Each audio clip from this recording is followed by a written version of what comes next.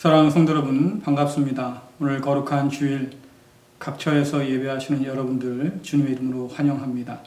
우리 다 함께 묵상 기도하심으로 성령 강림 후 8째 주일 예배를 하나님께 드리겠습니다.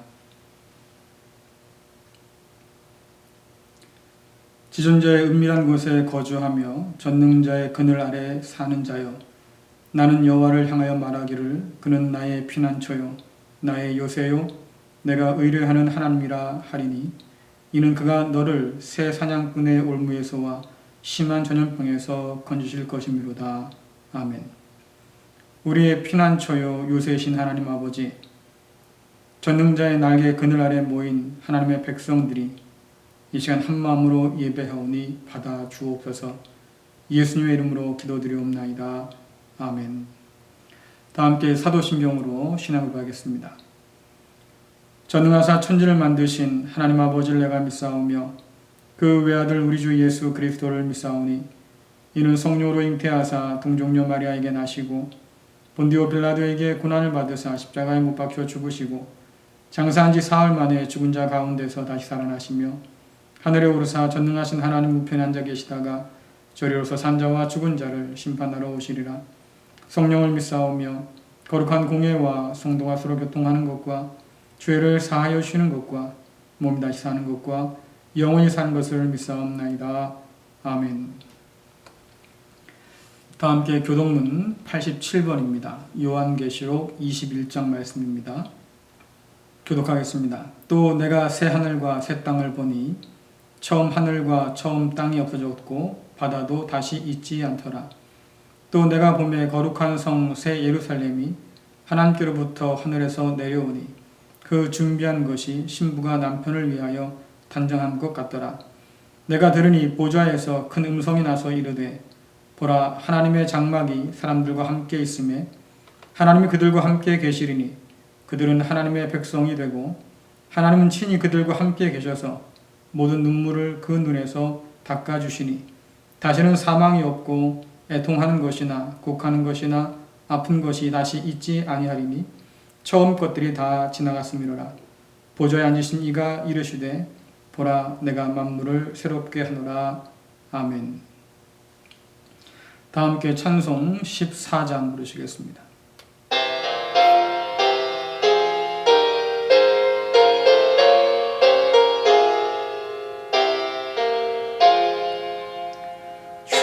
우리 하나님 하늘에 계시니 온 천하 만민 주 앞에 찬송하네. 이 천지 만물도 주 앞에 엎드려 그 거룩하신 이름을 높이네.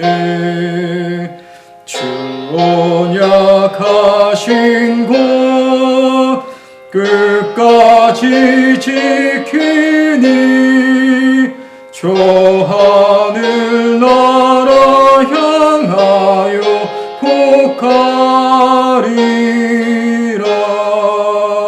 주 얼굴 배울 때 내 맘이 기쁘고 영원히 주의 영광을 찬양하네.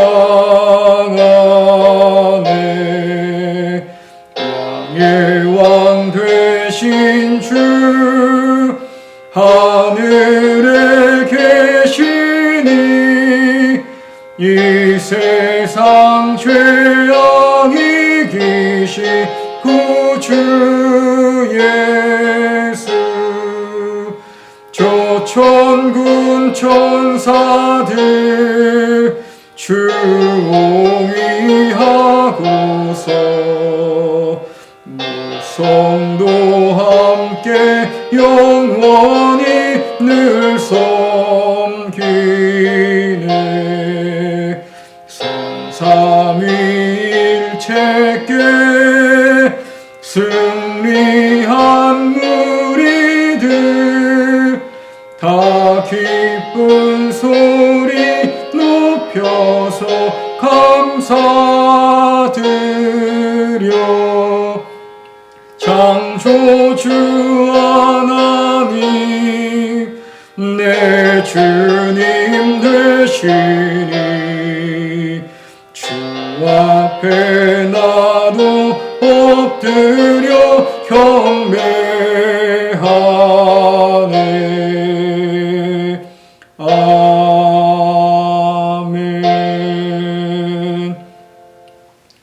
기도하시겠습니다.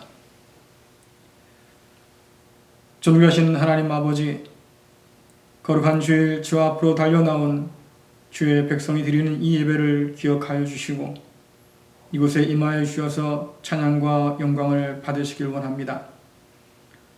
이 예배를 통하여 하나님의 음성을 듣게 하시고 어려운 때를 살아가는 우리 모두가 새 힘을 얻게 하여 주옵소서. 비록 환난을 당할지라도 그것으로 인해 우리의 믿음이 식지 않게 하여 주옵시고 오히려 근심이 변하여서 기도가 되고 탄식이 변하여서 찬송이 되는 은혜가 있게 하여 주옵소서. 환난 중에도 낙심하지 않고 절망 중에도 포기하지 않으며 우리의 입술에서 평생토록 하늘을 향한 기도가 그치지 않도록 주여 도와주옵소서. 온 세계가 코로나19와 이상기온으로 몸살을 앓고 있습니다. 자비로우신 하나님 아버지, 연약하고 고통당한 자들을 위로하여 주시고 주님의 거룩한 자녀들이 이 세상 가운데 우는 자들과 함께 울며 피조물의 탄식에 귀를 기울이며 그리스도 예수의 사랑과 소망을 나눌 수 있도록 도와주옵소서.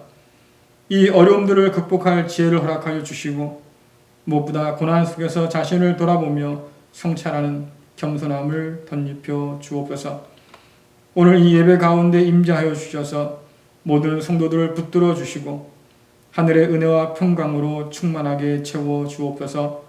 우리 주 예수 그리스도의 이름으로 간절히 기도드리옵나이다. 아멘. 오늘 실 말씀은 마태복음 24장 1절부터 8절까지 말씀입니다. 쉬운 성경으로 봉독해 드립니다. 예수님께서 성전을 떠나 걸어가실 때에 제자들이 와서 성전 건물을 가리켜 보였습니다. 예수님께서 말씀하셨습니다. 너희가 이 모든 것을 보고 있지 않느냐? 내가 너희에게 진정으로 말한다. 여기 있는 돌 하나도 돌 위에 남지 않고 다 무너질 것이다. 예수께서 올리브산 위에 앉아 계실 때 제자들이 조용히 와서 말했습니다. 이런 일들이 언제 일어날지 말해 주십시오.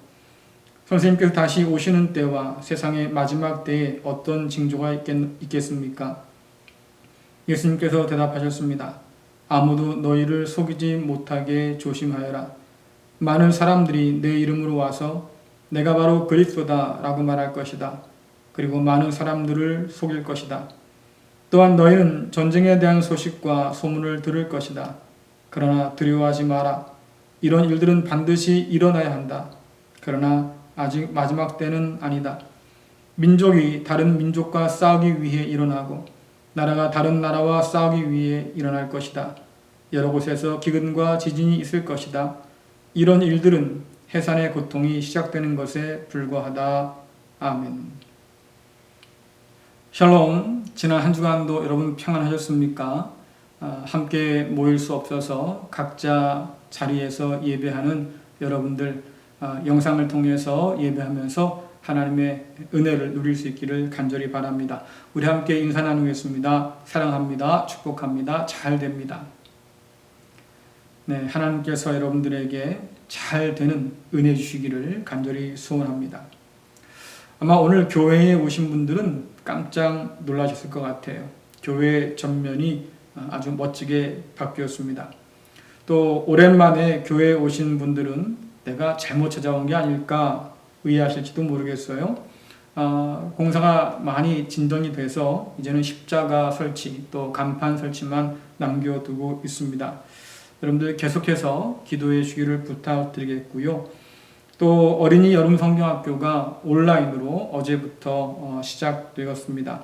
앞으로 3주 동안 매주 토요일 또 주일로 이어지겠습니다. 우리 자녀 세대를 위해서도 여러분 특별히 기도 부탁드리겠습니다. 어제 중앙방역대책본부가 발표한 이야기를 좀 들었습니다. 코로나19가 마치 고도의 지능을 가진 것처럼 기존 방역망을 피해서 지금 한참 확산 중이라고 합니다. 그래서 방역당국도 굉장히 당황한 것 같아요. 지난 20세기 이후에 유행한 그 감염병 중에서 그 사례를 찾아보기 어려울 만큼 이 코로나 바이러스는 강력하다고 말합니다. 또 변종도 생기는데 그 감염 속도가 본래 있었던 코로나 바이러스보다 훨씬 더 빠르다고 하지요. 이런저런 이야기를 듣다 보면 참 이거 큰일 났구나 싶어요. 그래서 요즘 우리는 코로나19가 던진 삶의 여러 문제와 지금 씨름 중에 있습니다. 그 와중에 교회는 코로나19가 과연 하나님께서 인류에게 내리신 심판인가 라는 문제를 두고 지금 논쟁 중에 있습니다. 어떤 이들은 코로나19를 죄에서 돌이키지 않는 인류에게 내린 하나님의 심판으로 봐야 한다라고 주장하고 있고요. 또 한편에서 다른 사람들은 코로나19의 책임을 하나님께 전가하는 것은 이건 무책임한 일이다. 그래서 교회가 해야 할 일들은 이 고통당하는 자들과 함께 위로한 일이다. 이렇게 말합니다. 이 두 견해가 팽팽하게 지금 논쟁 중에 있는데요. 그 논쟁의 사이를 비집고 종말론자들이 하는 얘기가 있죠. 하나님의 심판으로 세상의 종말이 가깝다는 증거다. 이렇게 말해요. 여러분은 이 코로나19를 어떻게 생각하십니까? 하나님께서 말 듣지 않는 인간을 위해서 베푸신 심판일까요? 아니면 한간에서 주장하는 것처럼 종말의 신호일까요? 아니면 우리가 하나님께 지금 책임을 전가하는 것이니까 그런 거 하지 말고 그저 어려운 이웃들 돌보면서 교회가 할 일을 해야 한다고 여러분 생각할까요? 어느 것이 맞습니까? 과학자들은 이런 논쟁과 무관하게 지구가 회생 불가능한 상태에 들어섰다고 이미 이전부터 경고했었지요. 어떤 사람들은 이대로 가다가는 2050년에는 이 지구에서 사람이 살 수 없을 거다. 이런 무서운 경고도 내놓았어요.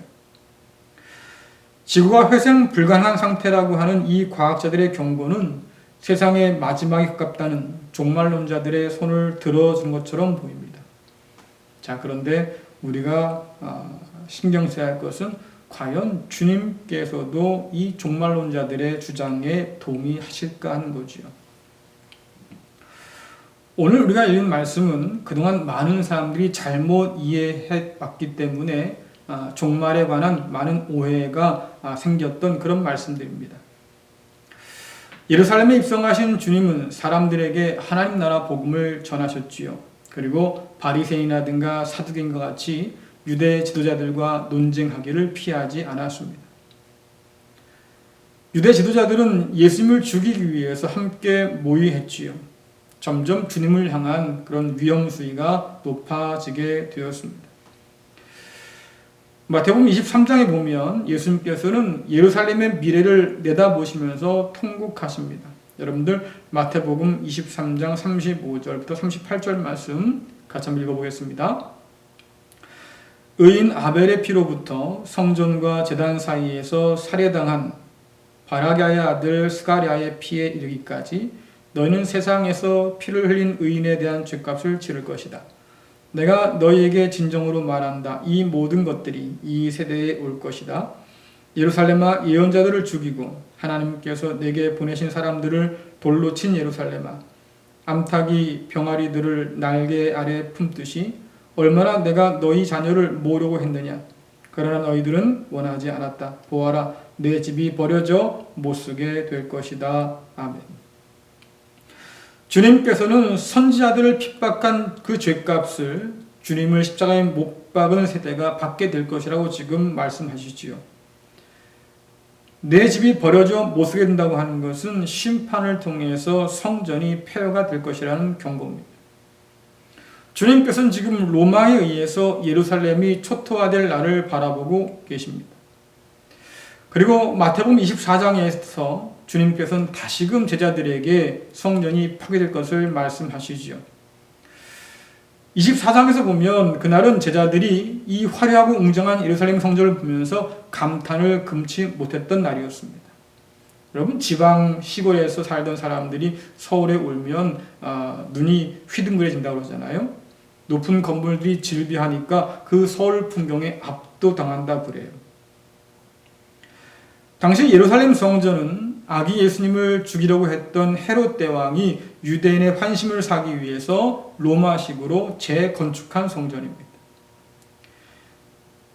헤롯은 이두메 출신의 이방인이죠. 이런 이방인이 유대의 왕이 된다고 하니까 유대인들이 별로 좋아하지 않았어요. 그러니까 이런 유대인들의 마음을 좀 풀어주고자 헤롯이 성전을 재건축하기 시작한 겁니다. 재건축을 시작한 지 수십 년이 지났는데 여전히 공사는 진행 중이었어요. 그러니까 그 위용이 여러분 얼마나 대단했겠습니까? 갈릴리에서 올라온 제자들이 말이죠. 성전을 보고 눈이 번쩍 띄어졌어요. 와, 이렇게 엄청난 그런 건물이 성전이라니. 야, 이렇게 화려하고 웅장할 줄 내가 몰랐단 말이죠. 그들이 넋을 잃고 감탄하고 있는데 그런 제자들에게 주님께서 찬물을 끼얹습니다. 여러분, 마태복음 24장 1절부터 2절 말씀 함께 읽겠습니다. 예수님께서 성전을 떠나 걸어가실 때에 제자들이 와서 성전 건물을 가리켜 보였습니다. 예수님께서 말씀하셨습니다. 너희가 이 모든 것을 보고 있지 않느냐? 내가 너희에게 진정으로 말한다. 여기에는 돌 하나도 돌 위에 남지 않고 다 무너질 것이다. 아멘. 여러분, 돌 하나도 돌 위에 남지 않고 무너질 것이다. 우리가 밖에 벽을 지금 쌓았잖아요. 벽돌 한 장 한 장을 쌓아서 외벽을 쌓았습니다. 여러분, 돌 위에 돌을 쌓는 것은 건축하는 거잖아요. 그런데 돌 위에 돌 하나 남지 않게 하는 것은 파괴하는 거죠. 무너뜨리는 거예요. 주님 말씀 분명합니다. 성전이 무너질 거야. 주님 말씀을 들은 제자들이 충격을 받았어요. 그리고는 놀란 제자들이 주님 찾아와서 지금 여쭙는 거죠. 여러분, 마태복음 24장 3절 말씀 읽어볼까요? 예수님께서 올리브산 위에 앉아 계실 때에 제자들이 조용히 와서 말했습니다. 이런 일들이 언제 일어날지 말해 주십시오. 선생님께서 다시 오시는 때와 세상의 마지막 때에 어떤 징조가 있겠습니까? 아멘. 여러분, 제자들의 질문을 한번 잘 살펴보세요. 이런 일이라고 하는 것은 성전이 무너진 일입니다. 그런데 성전이 무너진 일과 주님의 재림 그리고 세상의 마지막이 하나로 지금 연결되어 있어요. 당시 유대인들에게 예루살렘은 우주의 중심이었죠. 그리고 예루살렘 성전은 그 중심 중에서도 중심이었습니다. 그래서 제자들을 비롯한 당시 유대인들은 성전 파괴와 주의 재림을 종말의 시작과 끝으로 생각했습니다. 제자들은 성전이 파괴되기 전에 어떤 징조가 있을까 궁금해했어요. 왜냐하니까 그런 징조들을 우리가 안다고 하면 세상의 종말 앞에서 뭔가 미리 좀 대비할 수 있지 않을까, 뭐 이런 얘기겠지요. 여러분, 오늘날 세상 종말에 관한 오해도 바로 여기서 생깁니다. 제자들처럼 어떤 징조들이 나타나면 종말의 때가 왔다고 사람들은 생각하잖아요. 그래서 오늘날 종말을 주장하는 사람들의 이야기를 들어보면 기근, 전쟁, 전염병, 지진, 뭐 이런 일들 혹은 정치적인 어떤 사건이나 음모들 이것들을 살펴보면서 그것이 바로 종말이 가깝다는 증거다 이렇게 말해요. 성경에서 이런저런 말씀들을 끄집어내서 말이죠. 그럴듯하게 이어붙여서 나름대로의 논리를 만들어내지요.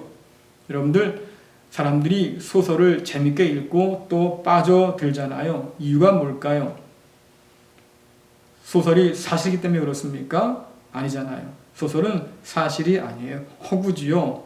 그런데도 사람들이 빠져드는 이유는 호기심을, 흥미를 자극하기 때문이에요. 요즘 사실과 허구를 교묘하게 섞은 이야기들이 인기잖아요. 특히 컴퓨터 특수효과를 이용한 영화는 상상력의 한계를 넘어서 생각하는 대로 눈앞에 그려내는 힘이 있습니다. 그러니까 현실이 아니고 사실도 아닌데 사람들이 속잖아요. 종말에 관한 우리가 알고 있는 이야기의 대부분은 이런 소설 혹은 허구에 가깝습니다. 성경이 말씀하고자 하는 것과 전혀 관계가 없지요. 그런데도 여전히 사람들 사이에서 강력한 영향력을 발휘하고 있어요. 이렇게 성경적이지 않은 종말에 관한 생각들은 우리 신앙에 심각한 문제를 가져옵니다. 다시 오실 주님을 향한 어떤 기대와 소망보다는 불안과 두려움을 조장하잖아요. 종말에 관한 여러분들 영화를 한번 보세요. 얼마나 무섭습니까? 공포 영화가 따로 없어요. 두려움에 떨게 만들죠. 세상은 망하고 사라질 것이고 믿는 사람들만 휴거돼서 구름 타고 천국에 올라가 살 거다. 이런 망상이 여전히 우리 가운데 남아 있습니다. 왜요? 말씀이 가르쳐 주시는 진짜 종말에 관한 의미를 우리가 자꾸 놓치기 때문에 그래요. 하나님이 이 세상을 사랑하셔서 독생자 예수를 주심으로 구하려고 하신다는 이 성경의 복음을 철저하게 외면하고 있잖아요. 탄식하는 피조물들을 죄와 저주에서 해방시킴으로써 새로운 창조를 이루실 거라고 하는 하나님의 이 계획도 여전히 무시당하고 있잖아요. 교회가 전해야 할 생명과 구원의 복음이 아니라 가짜 복음에 빠져 살아서 말입니다. 세상을 구원하는 목적에 봉사하는 교회가 아니라 그저 자기 만족, 자기 구원에만 몰두하는 그런 교회가 되도록 이끕니다. 이것이 잘못된 종말론이 가져오는 신앙적 폐해들이에요. 여러분, 원인이 어디에 있습니까? 주님 말씀을 지금 잘못 이해했기 때문이죠. 주님께서는 제자들의 이런 오해를 막기 위해서 예루살렘의 멸망과 세상 종말에 대해서 다시 한번 가르쳐 주시는데요. 제자들은 예루살렘 멸망과 세상 종말을 하나로 묶어서 질문했잖아요. 예루살렘 성전이 무너질 날이 언제입니까? 어떤 징조가 있겠습니까? 그때 주님이 오시고 말이죠. 세상이 끝날 텐데 그럴 때 어떤 징조가 있겠습니까? 이렇게 하나로 묶잖아요. 그러나 주님께서는 예루살렘의 멸망과 세상 종말을 지금 따로 구별해서 말씀하십니다. 문제는 이것이 한 본문 안에 섞여 있기 때문에 자꾸 우리가 오해하기 쉽다는 얘기입니다. 그러니까 주님 말씀 가운데서 예루살렘의 멸망에 관한 것과 세상 종말에 관한 것을 구별해내는 지혜가 필요합니다. 오늘 제자들에게 주께서 먼저 말씀하시죠. 속지 말아라. 미혹당하지 말아라 말이에요. 여러분들 4절부터 5절 말씀 같이 읽겠습니다. 예수님께서 대답하셨습니다. 아무도 너희를 속이지 못하게 조심하여라. 많은 사람들이 내 이름으로 와서 내가 바로 그리스도다 라고 말할 것이다. 그리고 많은 사람들을 속일 것이다. 아멘. 주님께서 경계하라 하신 사람들은 그리스도라 주장하는 많은 사람들입니다. 그들은 사람들을 미혹한다고 그랬어요. 속인다고 그랬습니다. 내 이름으로 온다라는 말은 그리스도라고 사칭한다라고 하는 말이에요. 당시 사람들은 그리스도가 세상 끝날에 올 것을 믿었습니다. 그러므로 그리스도라고 주장하는 사람들은 세상 종말이 왔다고 말하는 것과 똑같은 거죠. 그들이 내세우는 종말의 증거들이 뭡니까? 여러분 6절부터 8절 말씀 읽어보겠습니다.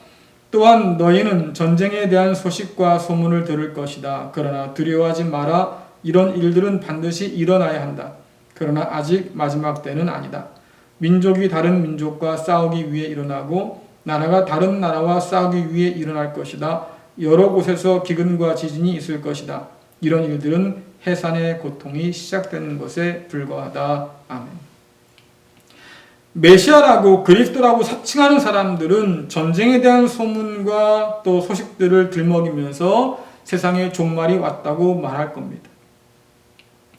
그들이 종말의 증거로 들먹인 것들이 뭡니까? 전쟁, 기근, 지진, 그리고 다른 어떤 본문에 보면 전염병도 포함되어 있어요. 전쟁은 땅을 황폐하게 할 뿐만 아니라 농사 지을 사람조차 죽임을 당하기 때문에 농사 지을 사람이 없잖아요. 그러니까 결국 장기적으로 기근을 불러올 수밖에 없어요. 그뿐 아니라 사륙당한 사람들이 부패됨으로 인해서 전염병이 유행하기도 하죠. 자연재해는 특별히 지진은 신의 진노로 일어난 재앙으로 여겨졌습니다. 지진 역시 삶의 터전을 한순간에 무너뜨려서 기근과 전염병을 불러오곤 했잖아요. 이런 일을 당할 때마다 사람들은 수군댑니다. 야, 이거 세상 이러다 망하는 거 아니야? 그러나 그때나 지금이나 마찬가지지요. 사람들의 불안 심리를 파고든 이 거짓 메시아들은 세상에 종말이 왔으니까 자신을 따르라고 속이기 시작합니다. 그래서 주께서 말씀하시는 거예요. 이런 일이 있다 해도 속지 말아라. 두려워하지 말아라 말이죠. 아직 마지막 때가 아니다 라고 말씀하셔요. 사실 전쟁과 기근, 전염병, 이것은 정복 전쟁을 일삼던 로마 제국에서는 그렇게 낯선 일이 아니었습니다. 지진 또한 넓은 영토 어디에서나 일어날 수 있는 일이었지요. 그래서 로마의 그 역사 기록을 살펴보면 전쟁으로 인한 기근이나 전염병 혹은 지진 같은 자연재해에 대한 많은 기록들을 찾아볼 수 있습니다. 그뿐 아니라 메시아라고 자처하던 사람들이 사람들을 선동해서 로마에 대항하고자 했던 기록들도 남아있어요. 결국 예수님의 말씀대로 말이죠. 로마에 의해서 예루살렘은 초토화됩니다. 예루살렘 성전은 돌 위에 돌 하나 남지 않을 만큼 철저하게 무너지게 되지요. 이 모든 일들은 먼 미래에 있을 일이 아니라 한 세대가 지나기 전에 일어날 일들이라고 주께서 말씀하셔요. 그것도 전 세계적으로 일어날 종말의 징조가 아니라 유대와 예루살렘 사람들에게 있을 일이라고 분명히 말씀하고 있습니다. 예루살렘은 멸망할 것이고 성전은 파괴될 거예요. 그 날이 오는 것을 본다고 하면 유대인은 산 위로 도망가서 몸을 숨기라고 말씀하십니다. 여러분들, 이것이 주님께서 예루살렘 보시면서 통곡한 이유예요. 이것이 십자가를 지고 가던 주님께서 우는 여자들을 바라보면서 너와 내 자녀를 위해서 울라고 하신 이유지요. 만일 모든 사람이 오해하듯이 세상 종말에 관한 말씀이라고 하면, 그래서 종말을 중하는 사람들의 생각처럼 우주가 끝장난다고 하면 여러분, 굳이 유대 사람만 산 위로 도망갈 이유가 뭐가 있겠어요? 게다가 산 위로 도망간다고 살아남을 수 있겠습니까? 우주가 멸망한다고 하는데 소용없는 일이잖아요. 그러니까 우리가 읽은 이 본문 말씀은 세상 종말에 관한 이야기가 아니에요.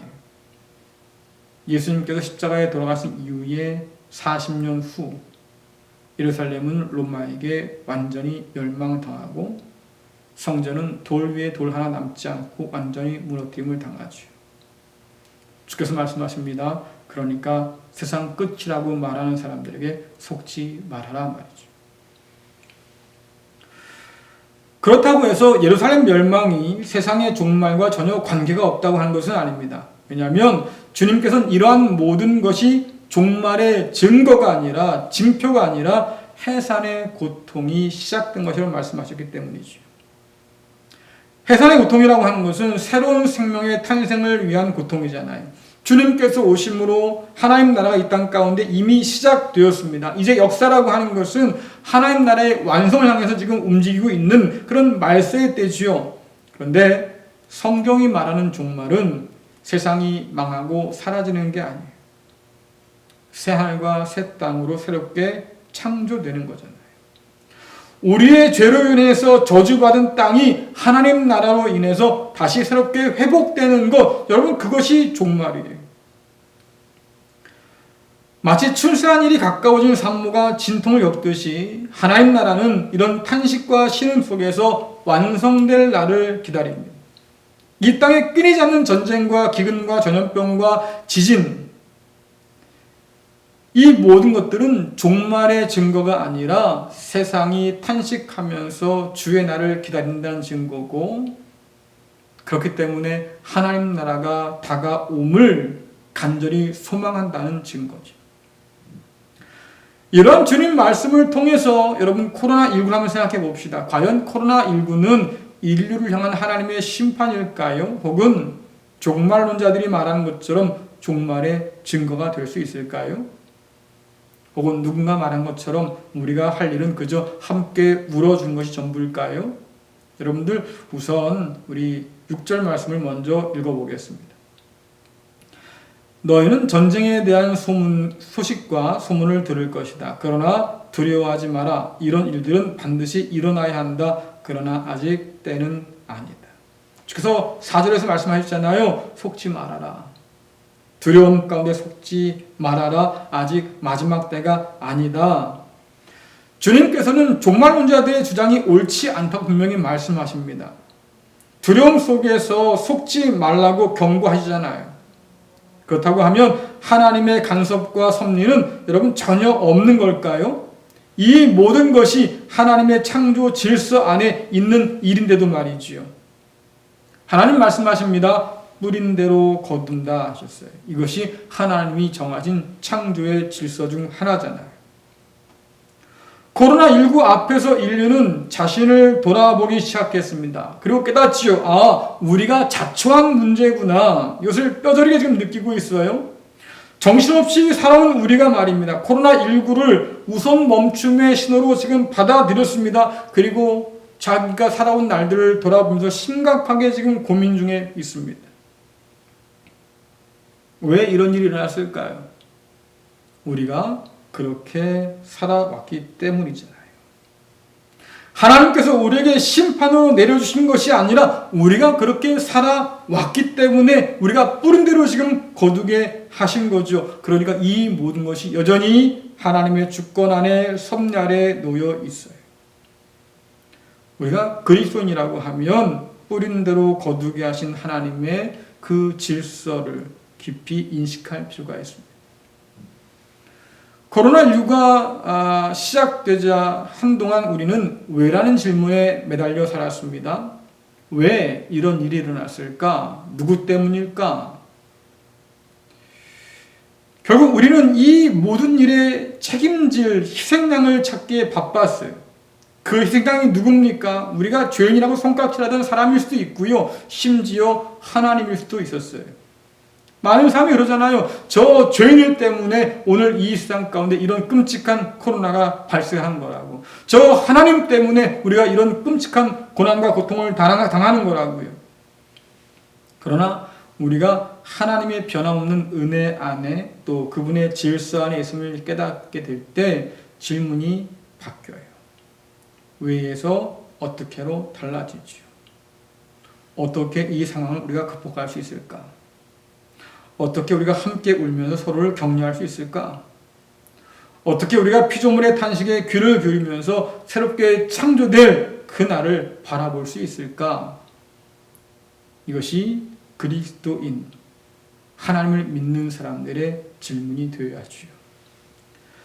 그리스도의 제자들은 어느 특정한 날짜들을 계산하고 특정한 징조를 찾고 그날이 다가옴을 두려워하는 사람들이 아닙니다. 세상의 고통에 무관심해서 그래서 자기 고통에만 매몰되어 있는 그런 사람들이 아니에요. 오히려 주님께서 가르쳐 주신 대로 매일 하늘 뜻이 이 땅 위에 이루어지기를 기도하는 사람, 그 사람이 곧 그리스도입니다.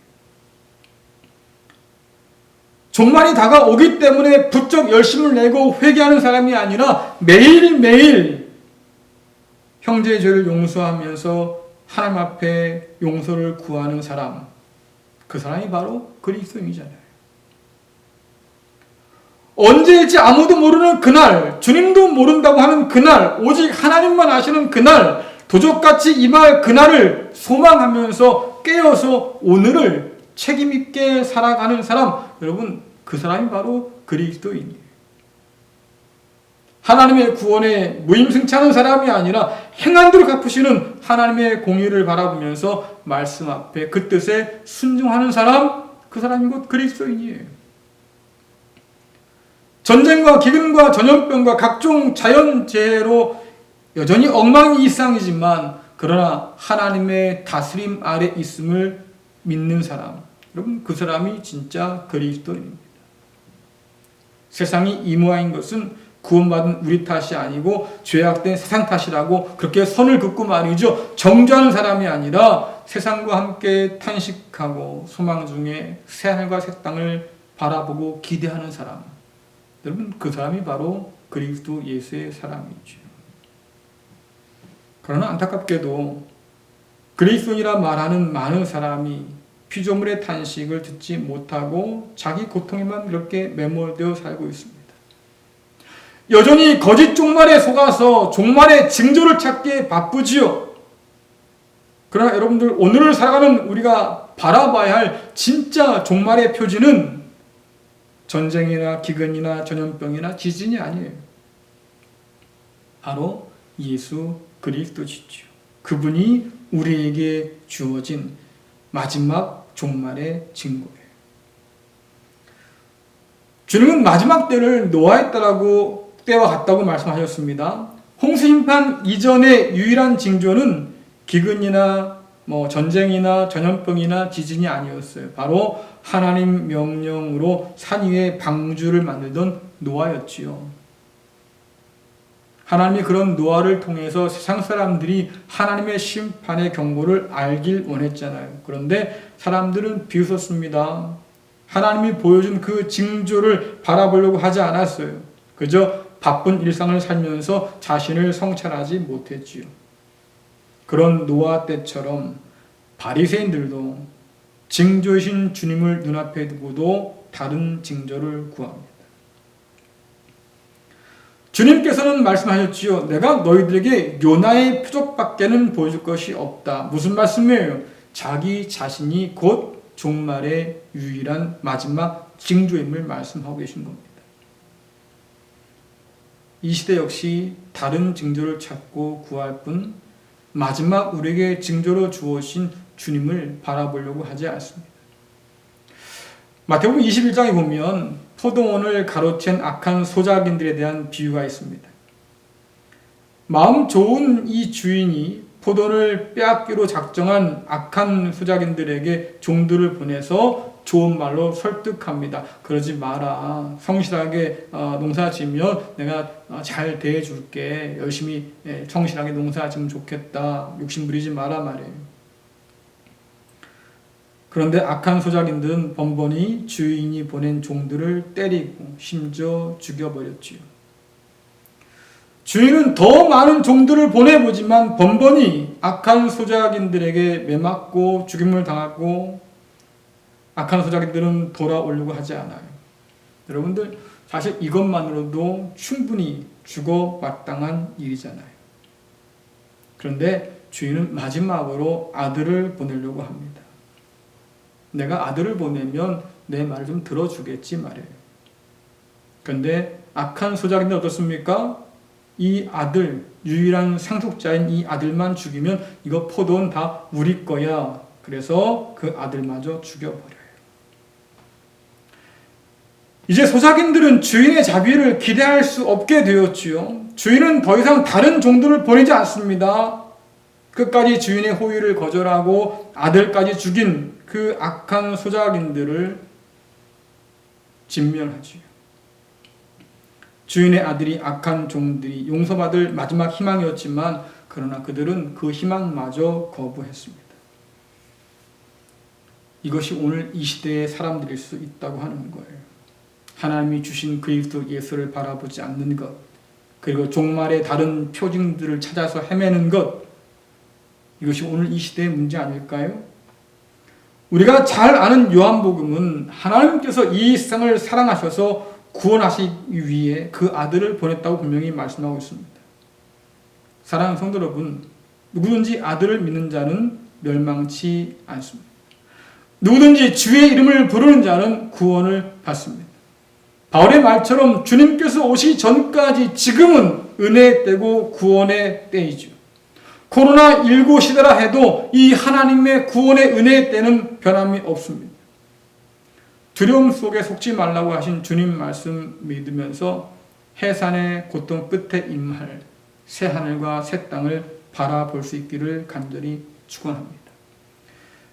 종말의 마지막 징조는 전쟁이나 기근이나 전염병이나 혹은 많은 사람들이 그렇게 찾아 헤매는 다른 어떤 일이 아니라 하나님께서 우리에게 보내주신 마지막 그 아들 예수 그리스도시죠. 그 예수 그리스도를 바라보면서 오늘을 믿음으로 담대히 살아가는 저와 여러분 될 수 있기를 간절히 축원합니다. 기도하겠습니다. 진리로 우리를 인도하신 하나님 아버지, 생명의 길과 진리 되신 그리스도를 굳게 바라보므로 하나님 나라를 소망하는 자가 되도록 도와주옵소서. 우리를 두렵게 하는 난리와 소문에 속지 않게 하여 주시고 말씀에 굳게 서서 주님을 닮게 하여 주옵소서. 코로나19의 상황도 하나님의 통찰에 있음을 믿게 하여 주시고 담대함으로 하나님을 의지하며 살아가는 은혜를 더하여 주옵소서. 예수님의 이름으로 기도드리옵나이다. 아멘. 다 함께 찬송가 379장 부르시면서 준비한 예물 드리겠습니다.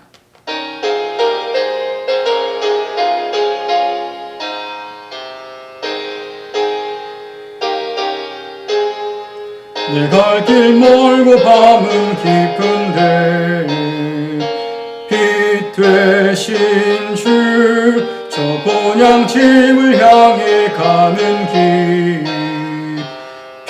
비추소서.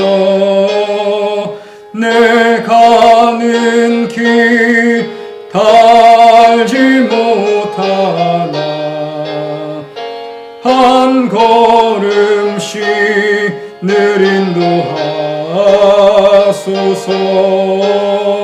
이전에 방탕하게 지낼 때 교만하여 맘대로 고집하던 이 죄인 사하소서. 내 지은 죄 다 기억 마시고 주 뜻대로 늘 주장하소서. 이전에 나를 인도하신 주 장래에도 내 앞에 항상 주여 만날 때 도우소서. 밤 지나고 저 밝은 아침에 기쁨으로 내 주를 만나리. 아멘. 기도하시겠습니다. 은혜로우신 하나님 아버지, 바쁘게 살아온 지난 한 주간도 사랑하는 성도들의 삶을 붙드시고 인도하여 주시니 감사를 드립니다. 들려오는 세상의 소리가 우리를 염려케 하며 절망케 하지만 그러나 썩지 않는 하늘의 소망을 품고 살게 하여 주시니 참으로 감사를 드립니다.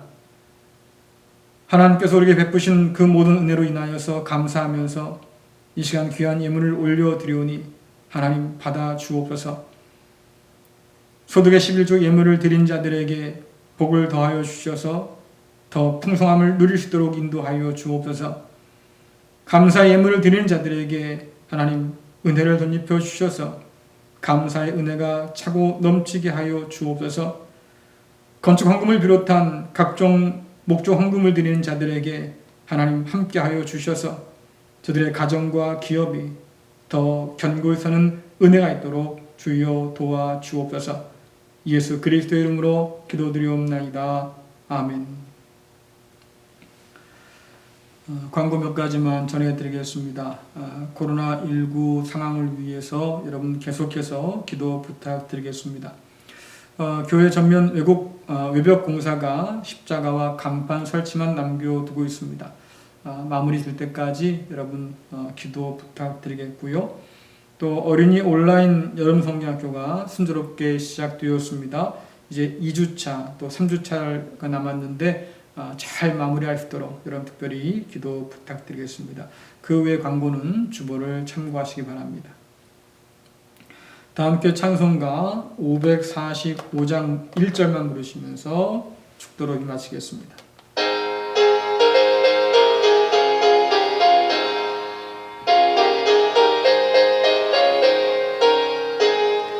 이 눈에 아무 증거 아니 배워도 믿음만을 가지고서 늘 걸으며 이 귀에 아무 소리 아니 들려도 하나님의 약속 위에 서리라. 걸어가세 믿음 위에 서서 나가세 의심 버리고 걸어가세 믿음 위에 서서 눈과 귀에 아무 증거 없어도. 기도하겠습니다. 이제는 길이요 진리요 생명이신 우리 주 예수 그리스도의 은혜와 독생자 예수를 마지막 징표로 우리에게 보내주신 하나님 아버지의 그 크신 사랑하심과 진리를 가르치심으로 새하늘과 새 땅을 소망케 하시는 성령님의 도우심이 세상 난리와 소문으로 두려웠던 이 세상 가운데서도 여전히 하나님의 섭리와 인도하심을 믿으며 담대히 살기를 다짐하는 갈릴리 교회 모든 성도들과 저들의 가정과 자녀와 기업 위에, 또한 좋은 땅 어린이부 여름 성경학교와 교육되는 교회 공사 위에, 그리고 코로나19와 또한 이상 기후로 말미암아서 고통당하는 만물과 온 세계 가운데 지금부터 영원토록 함께 하시기를 간절히 축원하옵나이다. 아멘. 네, 예배 마치겠습니다. 여러분 한 주간도 주님 안에서 승리하실 수 있기를 간절히 바랍니다. 감사합니다.